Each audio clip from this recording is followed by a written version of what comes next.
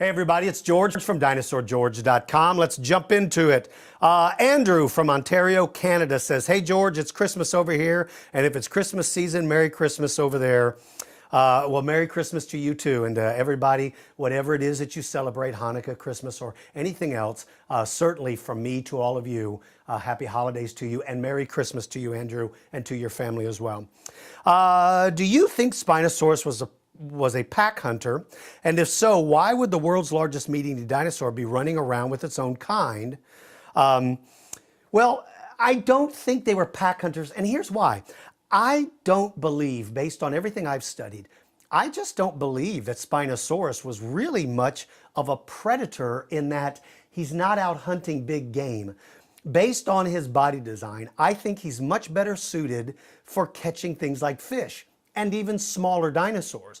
I don't really think he's out there hunting the big guys. Looking at his jaw structure, it just doesn't seem suited to me to be really designed for grasping big animals and ripping off big chunks of meat. So I don't think they would have hunted in a pack necessarily because they're not working cooperatively to bring down big game. But do I think you would have seen groups of these hunting together? Yes. Now let me explain, because that sounds kind of crazy. Think about the Kodiak bears that all gather together during the spawning season of salmon. They don't hunt cooperatively, meaning they don't assist each other, but they all show up at the same time to take advantage of a food source.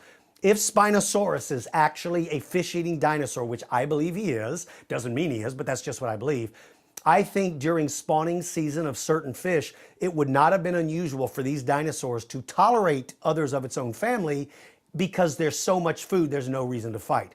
So no, I don't think they hunted together, but yes, I do think at times you would have seen groups of them together, all standing in water, maybe up to their hips, slamming that elongated snout into the water like a giant crocodile and grabbing anything they could catch. Okay, Zoe from Pacifica, California. Can you show a fight between T-Rex and Spinosaurus on Jurassic Fight Club? Zoe, I'm so sorry, but we're not filming any new episodes at this time of Jurassic Fight Club. If I did, unfortunately, I couldn't do T-Rex and Spinosaurus. I wish I could, but I can't. And the reason why is even though a lot of the things that you see in Jurassic Fight Club, those are speculation. We can't possibly know all the things. But the one thing that we did try to do was to keep it scientifically accurate.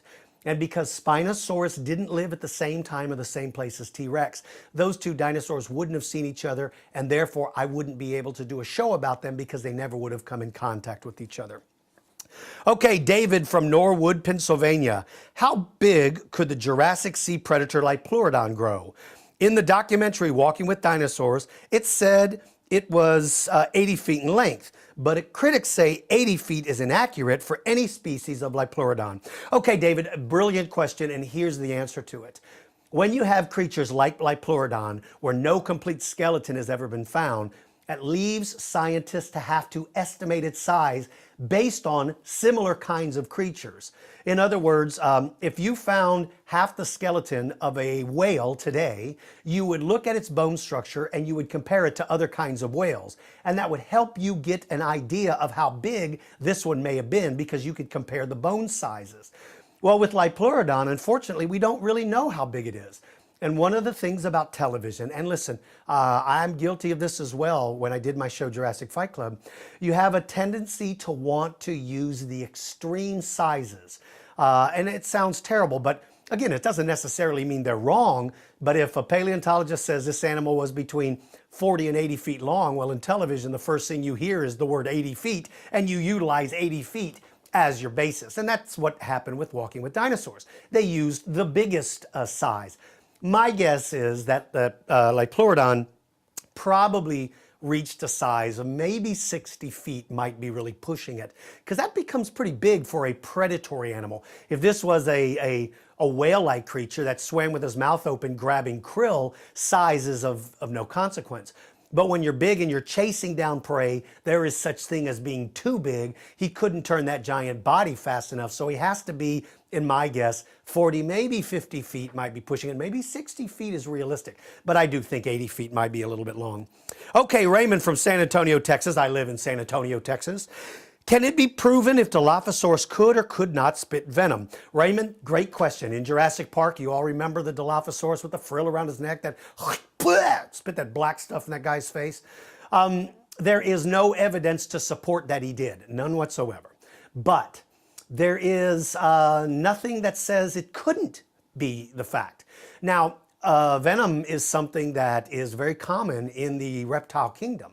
And certainly dinosaurs have relationships with reptiles. I do believe there would have been some venomous dinosaurs. I think clearly there could have been. I don't think that's a stretch of the imagination at all. Now, whether or not they, we know that they didn't inject venom through their teeth like a snake, or let's say like a rattlesnake, because those teeth did not have a hollow space running through them.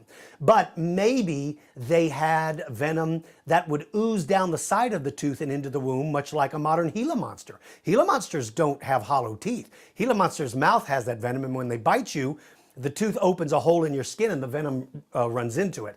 If in fact Dilophosaurus or another dinosaur had that, that would be tough to prove, because that wouldn't be left in the fossil record, because the sac that held the fluid and all that would have decomposed. Okay, Awab from Canada. He says, hi, in Jurassic Park, they shot T-Rex with a tranquilizer and it went to sleep. Would that work on dinosaurs? Yeah, you know what, man, that's cool. I've never thought about that, but yeah, I think it absolutely would. I mean, all animals, if you shoot them with stuff that's designed to put you to sleep, they're going to go to sleep. And dinosaurs were no different. They have a circulatory system where all the blood travels throughout the body. So if you shot the animal and it got in the bloodstream, absolutely, I think it would have the same effect. So yes, you know what? I do clearly and absolutely believe that if dinosaurs were alive today and we needed to dart them to put them to sleep, clearly we could. The biggest challenge would be, because of their size, finding a dart that would hold enough of that to be able to be injected into them and get into the bloodstream. And the other problem would be getting through that tough hide. But you can dart elephants and you can put elephants to sleep, I suppose. And so there's no reason why you can't dart a dinosaur. All right, Peter from, I think this is pronounced Zagreb, Croatia, or Zagreb. I'm not sure how to pronounce it. And Peter is P-E-T-A-R, so I don't know if it's Petar. You have to forgive me because I am terrible when it comes to pronunciation. So if you write back to me, if I pronounced your name incorrectly or your city, please forgive me. He writes, I'm sorry I don't speak or spell English very good, so sorry again. There is no reason to apologize. Your English is absolutely fine. My name is Petar, and I have a strange mental illness, and I can't move more than 1 mile from my house. Well, let me tell you something, first of all, Petar. I'm sorry that you have an illness that prevents you from moving. But remember this, my friend. Just because you can't move a mile away from your house doesn't mean you can't have friends all over the world and get out of your house when it comes to your computer. Think about it right now. You're sitting in Croatia, I'm sitting in San Antonio, Texas, and we're having a perfect conversation. He says, I want to be an amateur paleontologist, so I go on the internet and I have a lot of DVDs and I learn about paleontology. Good, I'm glad to hear that. My favorite dinosaurs are T-Rex and Velociraptor. My question is, how tall was Tyrannosaurus Rex? I heard in the news that T-Rex was about 3 meters tall, and I've studied about Sue, and she was about 5 meters tall. So can you tell me how tall it is? He says, I'll be happy if you read this, and so if you answer me, I'll be honored. Well, let me tell you something, Petar or Peter. I'm honored that you took the time to contact me, so it's my pleasure. Here's what I believe. We've never found all the T-Rexes in the world, so we don't really know how tall they could be. But my guess is they're probably between 3 and 5 meters tall. 5 might be a little bit too big. Maybe they would be closer to probably 4 meters tall. All right, everybody, that's it for this round. If you have a question you want to send me, go to my website, dinosaurgeorge.com. Click on the Ask Dinosaur George page. And while you're there, check out the website. You can join our free monthly newsletter, become a friend of mine on Facebook, or follow me on Twitter. Until next time, practice your reading skills for you younger people, and for everybody out there, use good manners and take care of the people around you, because we're all on this planet together. Thanks, everybody. Take care.